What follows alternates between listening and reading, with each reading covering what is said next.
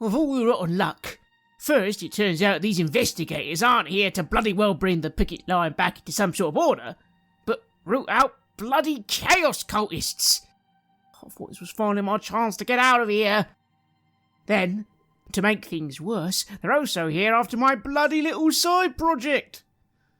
Thankfully I can pass the buck on nearly all of it onto that bloody sergeant. It was after all his idea in the first place.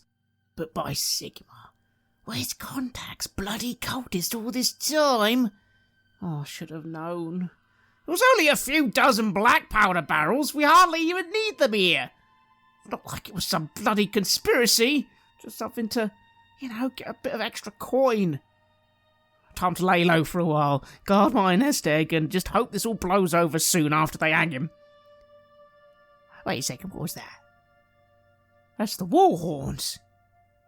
Oh, Sigma, what's happening now?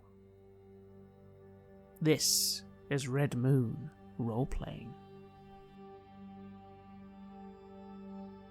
The picket line at Brass Keep is very active right now. Due to the efforts of our brave heroes, the picket line has not been taken totally by surprise. You were able to warn the commander. You were able to convince them that a threat was incoming. But perhaps none of you were expecting said threat to arrive so soon and in such a manner. It is almost chaotic on the battle line. From the shadows, creatures come. Dozens. Hundreds. Already, they are moments away from the walls. Very soon they will begin to mount the walls. Very soon siege ladders will begin to fall, and creatures will begin crawling up. Very soon that flimsy gate will be battered down. An army has come to the picket line, and it intends to sweep straight through it. In such battles, there are many tales to tell. Many men and women today will have their moments of triumph, and many men and women today, many soldiers will never see the sunrise. But that is not their story. It's just a story of 4 adventurers: Kruger Hoffman, Gurner Stark, Heinrich Schilf, and Siegfrieda, no name. Their actions might seal their doom, but they might also pave the way to victory. There is no time for questions, no time for any of you to think on the events of the day, to wonder why this is happening, how it's happening. There is only the next minutes, the next seconds, trying your very best to survive this event that you don't think any of you, if you do survive, will forget anytime soon. Heinrich Schilf, you made your way from that battle room. You had no time to assess what was going on. That's not your style. You made your way to the front lines. You made your way to the walls. There was a little bit of confusion at first, considering theoretically you're not in command of any of these soldiers. It didn't matter. You found your way to the wall. You looked into the dark. Even though it is almost pitch black out there, you begin to see lights. Small green lights. You feel the ground trembling. Strange tremors seem to form before you. You think you can feel the very ground, at least before you, seeming to move in the dark, as if things are coming from below. You think in 2, maybe 3 minutes, an army will be at the wall. But what do you do as you look to Emmeline and Bertha at your sides, and you look down very briefly? You see men and women, you see soldiers beginning to form beneath the main gate. You see soldiers on the left and right of you getting their bows ready, their spears ready. You even see someone moving around on that little tower, the cannon being prepped. What do, Heinrich Schilf, as you look down at these soldiers of the Empire? So I would be spending my time roaring out to these people that everyone in the Empire thinks you were sent here to waste your lives. That is not how we shall spend this day. Whatever comes from beneath the ground or above it, be it rat or skaven, so long as it threatens the Emperor, all of you, with me, we shall stand, and we shall make them know that this place and that these soldiers are the finest men in all the Reich. Please make a leadership roll and give yourself a +20. Well, that's a 99, which I think is kind of fun. I want to leave it. I think a fortune roll would be fine, but I really like the idea that, like, Heinrich is just, for lack of a better phrase, like, really up his own ass about it, but these people are just, like, terrified and have no idea who he is, so the speech just falls flat. Then I'm afraid that is exactly what will happen. You make your speech, and for a moment there is silence, and then your speech is accompanied by this dull, clanging sound. Dong, dong, dong. There is silence, followed then by some panic. You start hearing sergeants yelling out orders that seem to supersede you, Heinrich, actually telling people what to do, to get to the walls, to man the cannons, to man the gate. And no one even looks at you. You just look behind you, and then you suddenly just feel it. You can see them now. They are coming. Hundreds of creatures. In the dark, it's hard to make out all the details, but as they do begin to come to the light of the torches on the wall, they are indeed rats. Giant man-sized rats, but they are not crawling on all fours. No, they are armed. They have weapons, they have armor, and they are screaming, they are screeching, and then they are at the walls. You see Emmeline look at you and just say, "Inquisitor, maybe less speeches and more... get behind me!" No need to hide behind you, Emmeline. We shall fight side by side. And I will draw my rapier and buckle down. How do you feel, Heinrich? There's a tense feeling in your gut. That should have gone better. And, well, you tell us. Are you feeling that confident, having never in your life actually faced an army? I've never once let the fact that I don't know what I'm getting myself into stop me from being confident about my ability to handle it, which is both a blessing and a curse.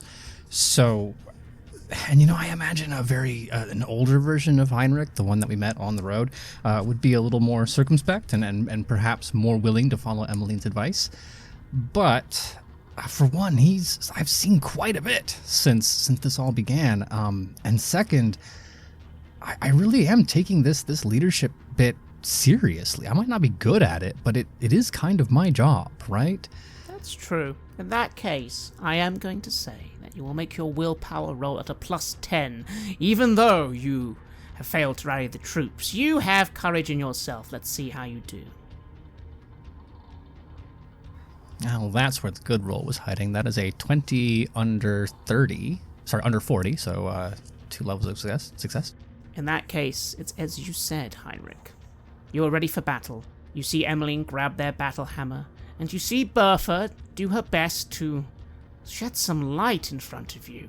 How strange, the light doesn't come from a torch, it comes from her staff. She says something quietly that only you hear as the noises around you begin to become quite loud. Sigma, give us your light. And there is some light that comes from her staff at this moment.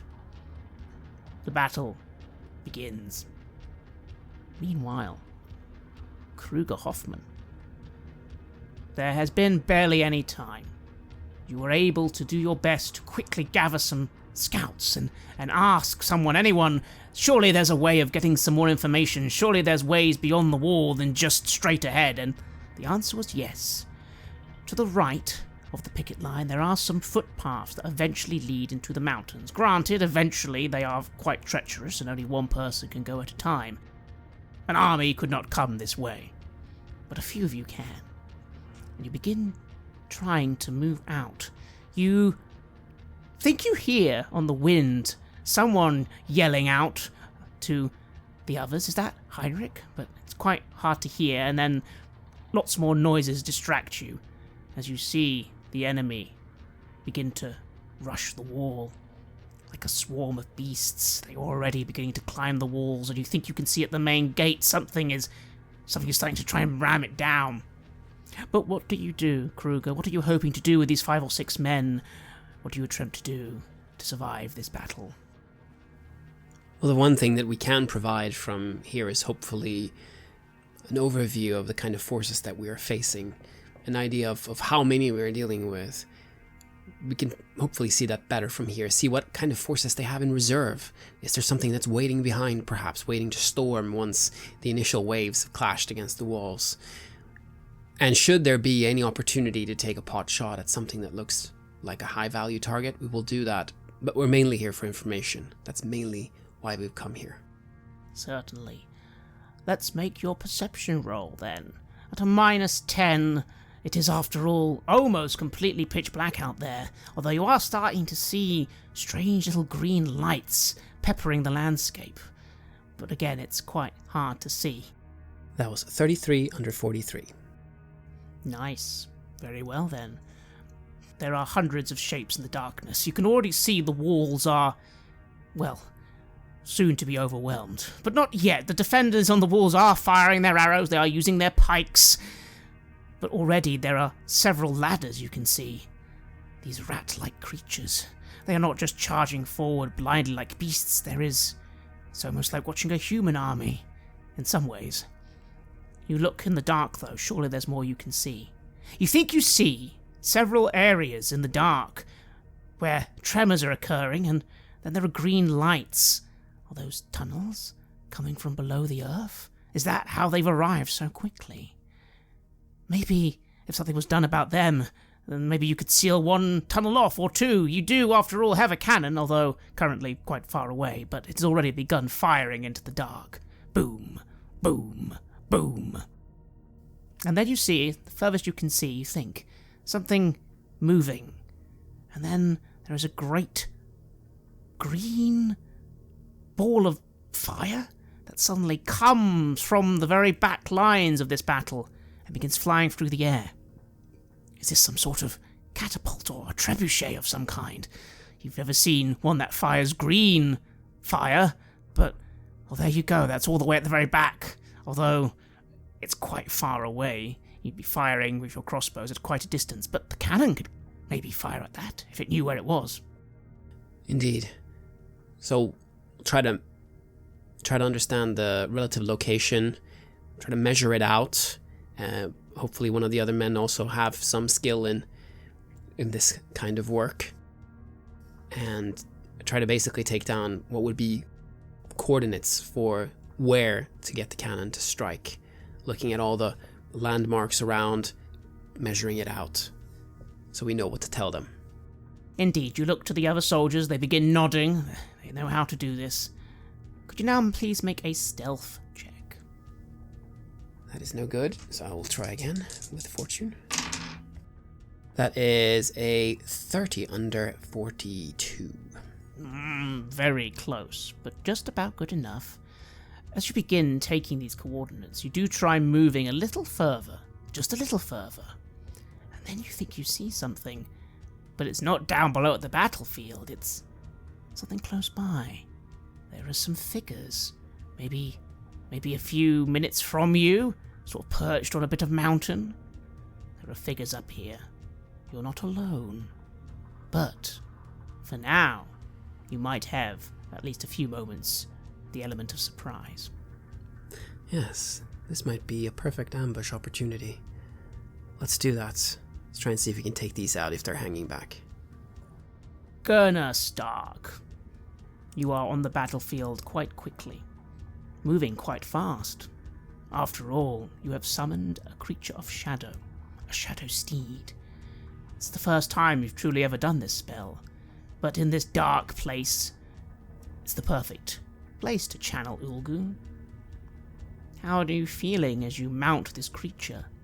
You know, of course, that it is not a true creature. It's not even an elemental. It is an illusion. Simply Ulgu shaped in a certain form. But to everyone else, it does appear to be a living black steed. Its flesh dark, its eyes dark, and as it moves are quite unnaturally, for it is not really there. It is an ethereal creature. You, of course, can ride it quite solidly, but as far as everyone else is concerned, their hands will pass straight through it. How are you feeling, and what do you do as the battle begins. I feel somehow like I'm riding on the very essence itself that I normally call forth to me, and it did take me some time, of course, to bring this out, for it was cast from my grimoire and not from memory. But now that it's here, I know that this spell is going to last me until dawn, and I'll have this shadow seed with me, and I feel invigorated. It's almost like I'm in that fantasy, part of that nightly fantasy of riding on a horse in a big charge. Although, what I will be doing this battle will be quite far from it.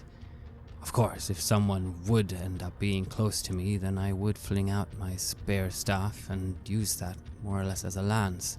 But for now, at least I have an advantage when it comes to vision. I'll see quite well from up here, past and over those that I'll need to fire my shadowy bolts by. And maybe, I think to myself as I have my grimoire still with me, and it is ready to be opened and kept still here on the back of my mount, I can do something bigger if I have enough time. Where do you head to, Gurner? It seems the gates have been breached. You hear a loud noise. The gates fall down. The tower, thankfully, does not. But you can see foes beginning to pour in through the main gate. Several soldiers, maybe 50, 60, 70, are rushing to this area trying to form spear walls, but they might need some help. However, you also look to the right and notice that already on the walls some soldiers are being pushed back. A small opening has been created. They're starting to try and retreat as you see these creatures slowly taking one section of the wall to the west. What do you do? I did not think the gate would fall quite so fast. Now that I see that will be the area where most of them will be pouring in, maybe that will be the time for it. I set my steed to canter slowly closer to it, just so I can be at least within 30 yards of where the bulk of the invaders will fall in. For maybe, yes, this is where I will try and cast it. I will try. And so you get into position and get ready. But then there is movement. You see 6 or 7 soldiers before you suddenly break ways. And suddenly, creatures are upon you. These strange rat-like beings, they have broken through. 3 of them are charging towards you and your horse. 2 of them stop. For a second, there is a strange chittering sound they make, and you realize they are hesitating before your steed. But then 4 or 5 more push past them and attack. What do? You feel you need to deal with these things now. Well, in that case, I will meet them head on. I will charge at them because I'm not worried that this beast that I am now riding is going to be of the skittish kind. I will ride them down and I will use my spear staff with that clicking maneuver that I have learned to use quite fluidly now. And with it, the spear inside it springs forth and I charge, ready to attack those that are standing before me. Indeed you do. Please make a weapon skill roll. Take into account you will have a +20 as you are mounted on a horse, and these creatures are definitely smaller than your horse. Well, that's actually a narrow success, but it is a success. A narrow success. In that case, it is a hard fight, Gurner. You begin stabbing down at these creatures. They shriek and squeal. It's unnerving. You've heard the sounds of rats before, after all. But this is like a rat, but not a rat. There is something more to the squeal. Something intelligent. It's not pleasant. But with your steed, you are able to slay these foes. You notice 2 or 3 of them try and stab at your steed, and their blades just pass straight through. After all, your steed is nothing but an illusion, but enough for you to come down upon them. And finally, soldiers come and support you, men and women from the sides, spears charging forwards. You think for now, you will survive. Maybe now you can find somewhere to cast your spell. I cry out as well. That's it, drive them back. I will try to make them regret the day that they decided to invade this place. Siegfrieda, you made your way to the front lines. Perhaps a strange choice, but perhaps not. You do have a crossbow after all, and Erica was ready at your side.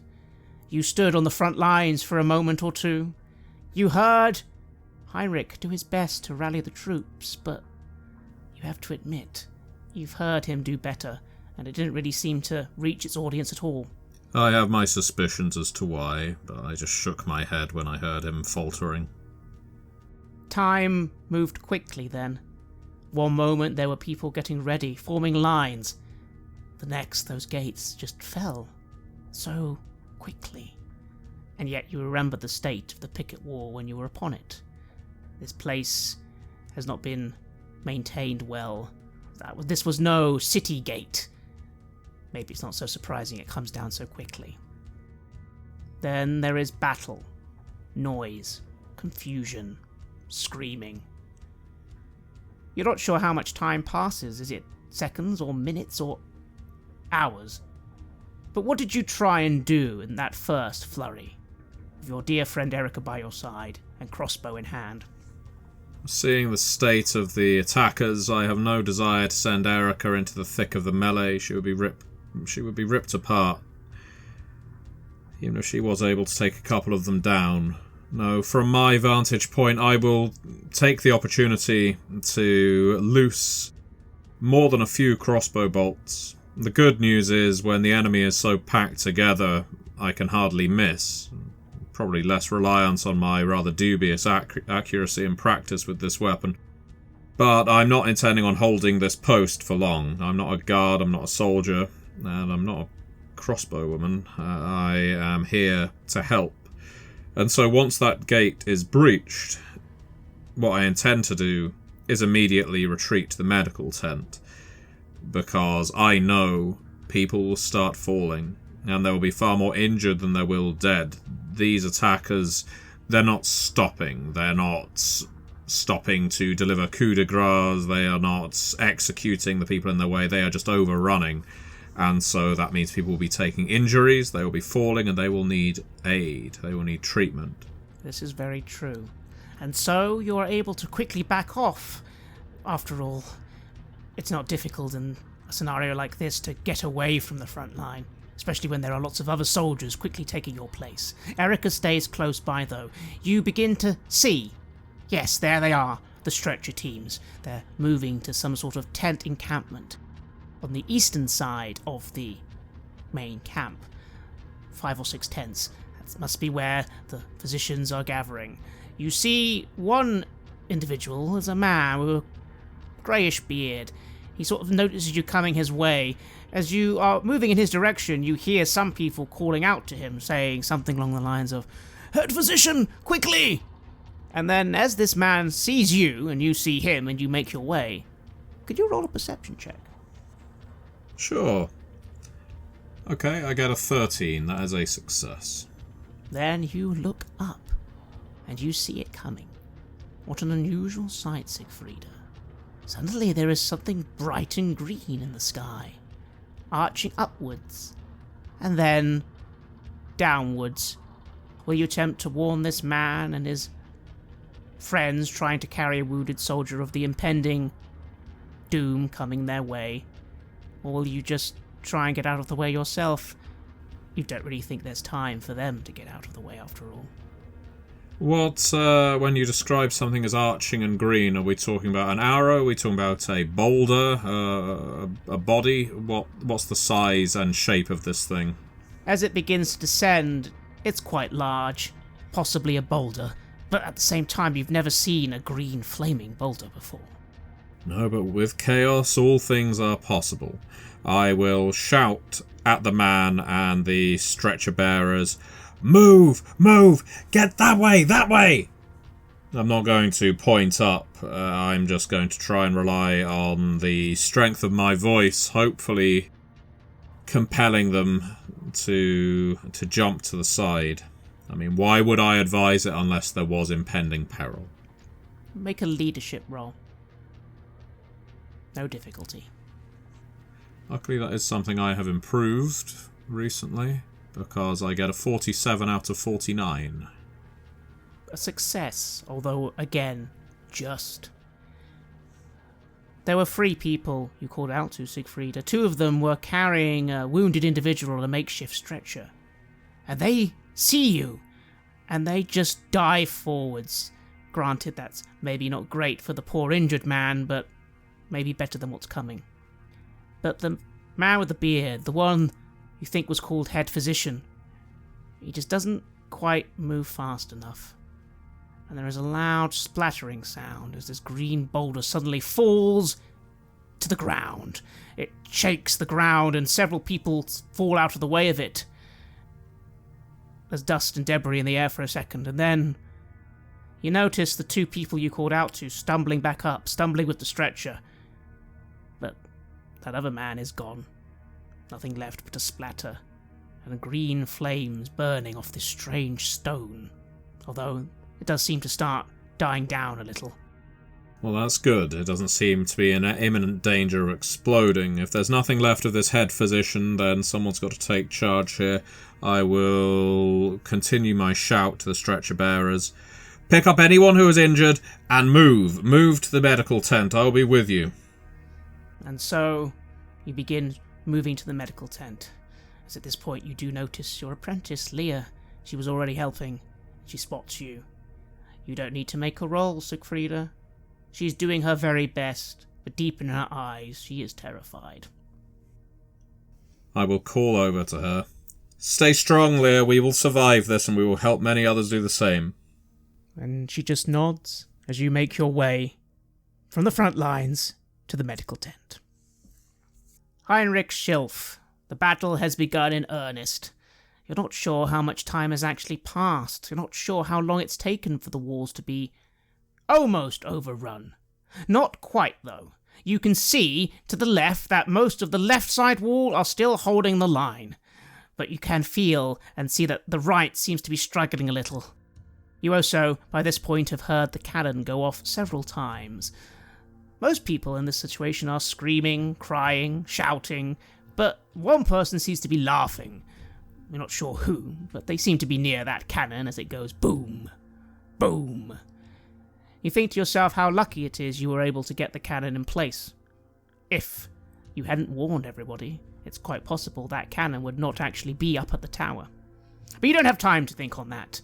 Time to head down. You can see below you that the enemy are spilling through the gates. Soldiers are doing their best to hold them back, but they probably need some assistance. What do you do? Oh, the most dramatic thing possible will be to leap off the top of the wall here and land amidst my fellow defenders. No time for the superhero pose. We'll have to go straight into battle. So I imagine that those on the ground floor of combat, they see the flutter of the cape and the flash of the fancy hat, and then this road-weary duelist landing in the middle of them with the blade already out and ready to go to work. Make an athletics check, but I will give you a +10 as you do. Brace yourself, and jumping down from things is a bit easier than jumping up. Quite. That's 28 under 62, so 4 levels of success. Wonderful. 4 levels of success is a lot. Please, Heinrich, tell us how you successfully jump from the ramparts. Such a jump probably would normally result in a bad sprain, maybe even a broken limb if you landed badly, but, well, maybe it helps that you land on top of something. I understand they're not quite as soft and pillowy as their fur might suggest, but it's got to be simpler than landing on the ground, and I feel like using one of these rat-like creatures to break my fall, carrying that momentum, rolling forward in a way that might also allow me to stab it on the way out, and then springing to my feet. Indeed. And then, battle. You are surrounded. But, granted, not surrounded on all sides. You quickly are able to see your fellow soldiers and join them. But the enemy are here, snarling, biting, trying to claw their way forwards, but not just with hands, but with daggers and halberds and even crossbows. You are now in the thick of battle. Could you please make an attack roll? Your choice. You can shoot or go to melee. Well, thanks to the hard-fought training, I think I can do both in one turn. That is an 18, which is a good news for the sword, but bad news for the pistol, because that would be an 81 on the second attack, which is not enough. Indeed. It's hard to aim your pistol, and fair enough. There are a lot of foes, but they are in your face. But at the end of the day, you were always a rapier man before you were a pistol man. And you slay a foe, and another foe, and another. They do not fight in a skilled fashion, Heinrich. They fight like animals, bestial creatures. But there is a low cunning to it as well. They are trying to flank you, they are trying to cut at your ankles, cut at your arms. But you are more skilled than this. But there is then another, and then another. You slay 1, 2 more appear. You slay 2, 3 more appear. They are everywhere. How are you feeling? You feel you're beginning to push them back with your fellow soldiers, but they just keep coming. You are as numerous as you are easy to slay. Come now, show me what passes for excellence among your filthy kind. And as you say that, you feel Emmeline to your side, take down 2, and Bertha nearby. And you begin pushing the line back, pushing the line back. With the sound of cannons above you. Kruger, Hoffman, you begin approaching these figures. How strange. 1 or 2 of them seem to be leaning over the cliff, watching the battle unfold. They're doing something. Making notes? Playing with telescopes? You have no idea what any of that means. They're also accompanied by 5 or 6 other figures. Very strange. There's 2, 2, and 2. They've got weird little... They're holding something. Some of them are holding something, and the others are just waiting by with these big crossbows or something. It's all hard to tell in the dark. But you have the jump on them. If you'd like to make another stealth roll, would you like to try and ambush these foes? Yes, indeed. And looking at it, I'm trying to see if there's... Well, is there one of them that's wearing a fancy hat or some kind of... something that makes them stand out from the others in some way? Clearly these are not beasts. They seem to have some kind of skill at this warfare thing. That's worrying at the same time as it is something that makes it a little bit easier to somehow handle. But yes, does any one of them stand out as being more important than the others based on how they're adorned? Their attire is unusual and confusing.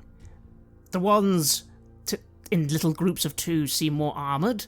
Maybe they're more important, but then there are these ones at the front, and there's 2 of them, and you think one of them's wearing spectacles.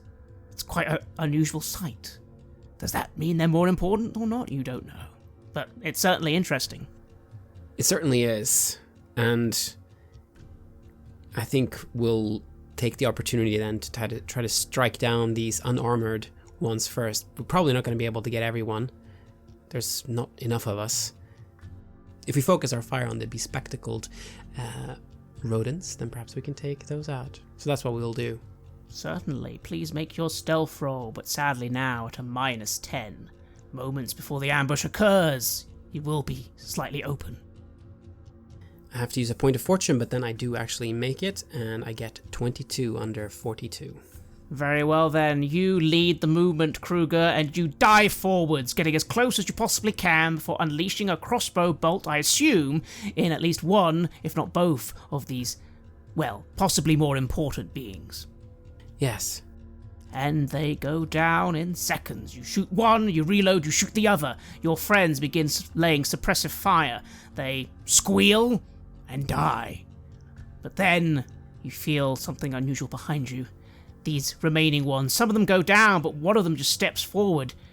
You can now see it. It's covered in this strange metallic armor, and it has something covering its rat-like face. And then it raises this nozzle-like weapon, and then green fire spills from it in your direction.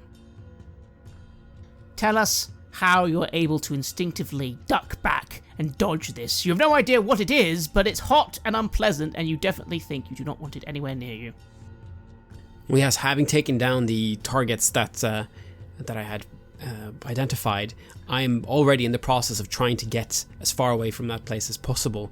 We're not set up in any fashion to take on this entire group, and they're going to be able to call reinforcements any minute now. So I'm basically already turned away when they attempt to use this weapon upon me, and I suppose I've been able to get far away enough for it to not affect me directly in that case.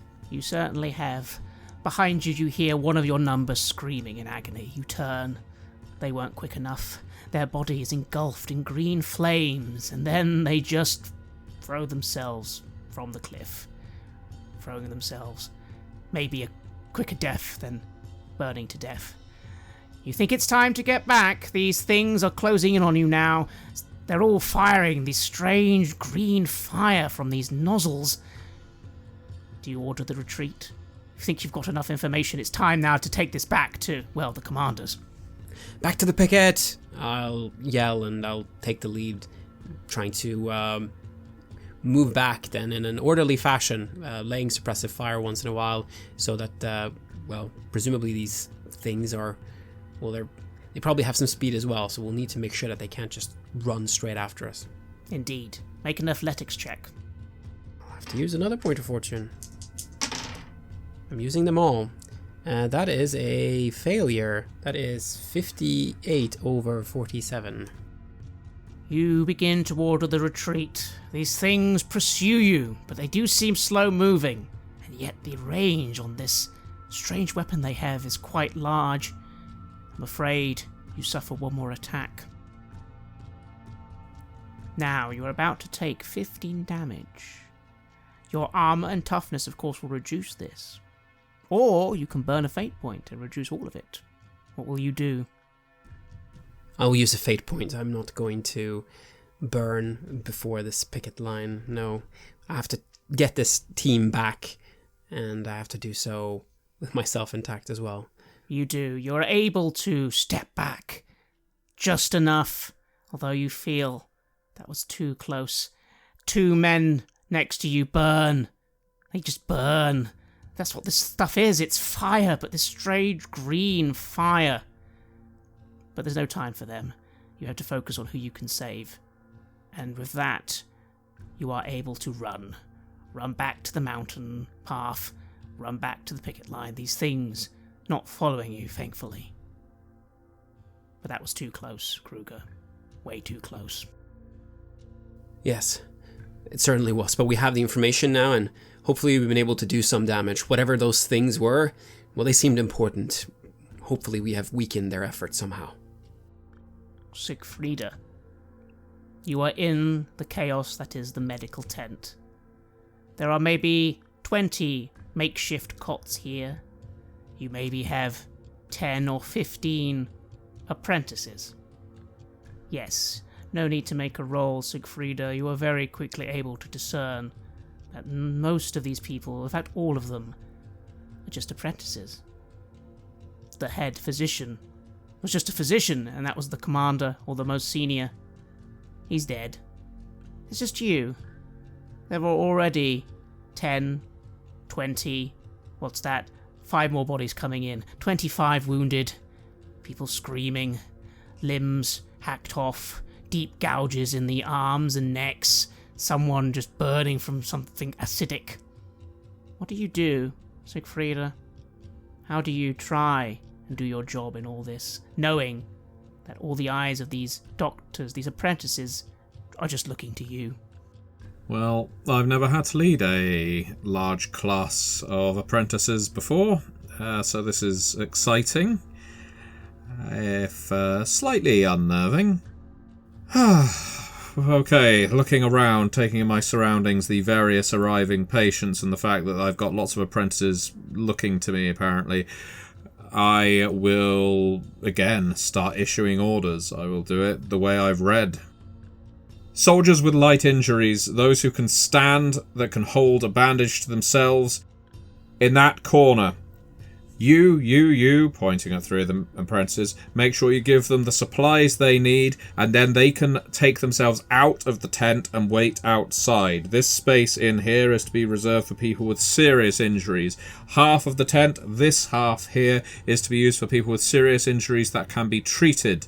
That half of the tent is to be for people who cannot be treated but need help. Do you all understand me? You can choose here, Siegfrieda. You can make a leadership roll, or you can use a heal roll instead to, again, say you're using your doctor skill as opposed to your natural leadership. Your choice, whichever one you prefer. Well, I am considerably better with heal, so I will use that. Hoping that at least the logic in my medicinal advice makes some sense. And on that roll it does. It's not my best roll in the world, it's 59 out of 73, but it is still a success.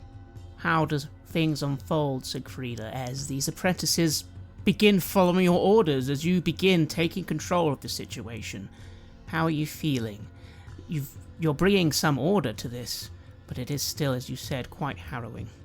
The pain of it, the tragedy of it, is I'm probably the most well-trained, well-equipped practitioner of medicine here, and I have to spend so much time providing order to this chaotic mess that I'm probably not getting much time to treat people. And so once things start falling into a natural rhythm, as natural as it can in the middle of a battlefield, I will seize upon one of the apprentices who seems to be showing the most initiative and seems to have the most respect from the others, and I will say to him or her, "Excuse me, you, yes you, I don't know your name, don't have enough time for it. You are now the person arranging the tent. Make sure that everyone continues to follow my orders. I need to actually treat some patients now. Do you understand? All I need is a yes, doctor." The individual you choose nods very resolutely. They are hard to see in all the dark and confusion. They're wearing a physician's uniform, but they've got a mask on, which you think is quite wise. But they have bright blue eyes, and behind those blue eyes they seem quite youthful. They nod and say, "Of course, my lady. With your permission, I think I know where some supplies are. We're running low, but I think I know where Quartermaster Habit keeps some extra. I can go and grab some. I think we're going to run out of bandages any moment now." First, I asked for a yes, doctor. Second, dispatch someone else to get them. You have command of the tent. I will be looking after the patients. The person just nods. Yes, doctor, I slap him. He reels back a little and then says, "Yes, doctor." Thank you. Get to work. And he gets to work. And someone else goes to get those supplies. And you are in control of the situation, Siegfrieda. Even though one woman just next to you lets out a scream and expires, you are in control. And Erica is doing her best to guard the tent, barking at anyone, even though most of them aren't actually intruders, but she's by your side. And you see your apprentice as well, quickly following your orders, actually even giving some of her own, although only after you've said them. She is clearly terrified, but she is trying her best for you, you think. How does that feel? I'm very happy for her, but this isn't a time to feel pride in my accomplishments. I'm going to be moving over to one of the seriously injured but not dying half and start binding some wounds, applying some emergency medicine. I'm imagining there's going to be a lot of dismembered limbs here. I'm probably not going to be able to save the limbs, almost certainly not. I don't have magic at my disposal, but I might be able to stop the bleeding. Indeed you might. Indeed you might. Gurner Stark, battle has truly begun. The forces of the picket are holding back the horde trying to break through the gates. You think you see somewhere to your left. Is that Heinrich and his friends doing a pretty good job? You do see the soldiers are beginning to hold the lines, but so many more are just coming. And you look above you, and again you see a strange green something falling through the sky, and then somewhere behind you you hear cries and shouts as this thing just hits 5 or 6 people, sending them flying. Some sort of... do they have like a trebuchet or something? Quite irritating. But what do? You're a little away from the battle. There are people in front of you. maybe now's the time for some magic. I try and catch my breath, seeing this coming falling down out of the sky, thinking to myself, that's far too far away for my reach. I'd better put my skills to use here. My robes are splattered with dark blood and darkened in several places and torn in others. That was a challenging fight that I just had. I doubt that the blade in my spear staff will dull easily, but I still wipe it off on one of the fallen foes before I flick it and retract it back into the staff itself, making it more suited to assist me as my spellcasting staff. Thanks to the guild back in Middenheim, it's enchanted. It should be able to help me now. And I start flicking open the grimoire, fixing my eyes on the walls and the gates that have now been breached and where they are milling in. So many of them. Maybe this will do something. I start reading aloud and I start my chant. Indeed you do. Now, reading this spell that I think you're casting from your grimoire has quite a high challenge number, but you are able, of course, to make your channel rolls. Keep in mind, with each channel roll, you're getting +3 success levels due to your staff, your robes, and the fact that you are in the dark, all around you. So keep that in mind as you make your channel rolls, and of course, do let us know if you get any critical successes or critical fails. Alright, this is going to take some time. I try to calm my breath, steady myself, my gaze, as I let the Olgo flow and the words leave me, and I make the gestures using my staff.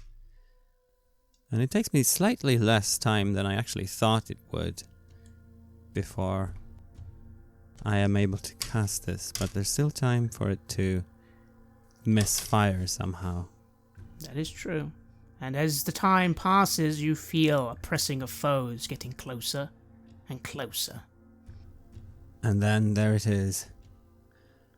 I've channeled a massive amount of Olgo around me. It's swirling in the air. Its smell so dense it's almost suffocating. And I finally am able to bring down the casting number to 0 before I decide that it is safe to let loose such a mighty spell. And as I do, I actually gain 3 bonus success levels, which I'm going to use in this case as I cast the mighty and dangerous spell, Pit of Tarnus, just by the gate and outside. And with those extra success levels, it is going to be an almost 6 meter or 6 yards wide and 6 yards deep pit that opens up out on the battlefield, threatening to bring anyone down that's near it into it. And after 3 rounds, anyone who is fallen in will be buried alive. Indeed. There's a strange sound on the air, an odd whistling. The very shadows around you, Gurner, condense and then fly out. This dark void then appears at the gate itself. Instantly, you think you get at least 20, 30, 40 creatures that all just suddenly stumble into this pit.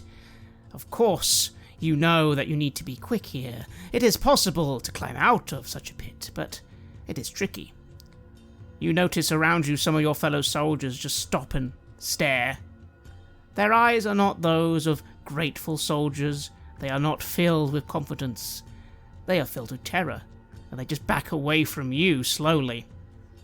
There is a hideous amount of screaming and squealing as some of these creatures begin to escape, but not quick enough. What happens is you then close that pit. as I've almost left it there, it's like its own writhing thing that is just holding itself open, just a looming menace, as I then start manifesting bolts of shadows in my hands, throwing them at anyone that's trying to escape it, before with a large hissing, almost like a dark whisper, the pit itself starts caving in on itself. And again, it's not the earth, it's but shadow, and the earth just comes back, enveloping anyone who's in there, and they will take 20 damage. And those who does survive that will be left suffocating. Indeed. It is all quite quick, at least in the timing of battle. As suddenly, it is almost completely empty at the gate itself. You think to yourself, you've just killed maybe 30 or 40 beings. How does it feel, Gurner? How does it feel as you see the soldiers by you stare at you in terror, but you know that you have just channeled true power? I feel a shudder going through me. So many lives. So many individuals that might have had lives of their own. I know nothing about these things, these beings. But it is not the time, because they would not hesitate to take mine. I shout out to the soldiers, "Eyes that way!" And I start to look around again for another place that I can reinforce. The battle is still raging. Indeed. The battle rages on, but there is a cry of triumph. There is a voice from behind all of you. You hear it, Gurner. You hear it too, Heinrich. You turn to see the commander, Emmeline, on horseback. She is shouting, "Move forwards! Move forwards!" And then there's a rain of arrow fire as from behind her, the horseback cavalry have arrived and begin firing into this mess of battle. But luckily, only hitting the enemy. It does seem as if they're quite skilled. And so all of you begin moving forwards. Perhaps victory is at hand. Perhaps this can be won. But still that bell tolls. Again and again. You have listened to an episode of Red Moon Roleplaying, where we play the legendary campaign The Enemy Within for Warhammer Fantasy Roleplay 4th Edition, published by Cubicle 7. In this fourth part of the series, we are tackling The Horned Rat. Joining us as players in this series are none other than Aaron Hammonds from Queen's Court Games and our dear friend Matthew Dawkins. The music was made by Flowers for Body Snatchers, Wordclock, Metatron Omega, Aegir Solus, Apocryphus, Halgrath, and Northumbria, featuring a number of collaborations with other artists, and was used with permission from their label, Cryochamber. Check out their website at cryochamber.bandcamp.com or their YouTube channel for some moody dark ambient for your gaming table. We would like to give massive thanks to our champions of the Red Moon, Martin Heuschober, Simon Cooper, David, Julia, Camilla, Bob Lange, Cameron, Graham Barey, Doug Thomson, and Lily for their generous support. And we would of course also like to thank all of our other patrons. Without your support, the show would not be possible. If you want to support our work, please check us out on Patreon. You can get access to our Warhammer Fantasy Roleplay bonus campaign, Rough Nights and Hard Days, as well as bonus campaigns for Cult of Divinity Lost and Call of Cthulhu there. On top of that, we also offer early and raw access to all of our recordings. You can also hear your name read on the show as the champion of the Red Moon, as well as play Cult with us. Most importantly, that support is what keeps the show going, so do check us out there. Thank you again for listening, and remember that Skaven are definitely not real, and even if they were, our Emperor has already dealt with that threat.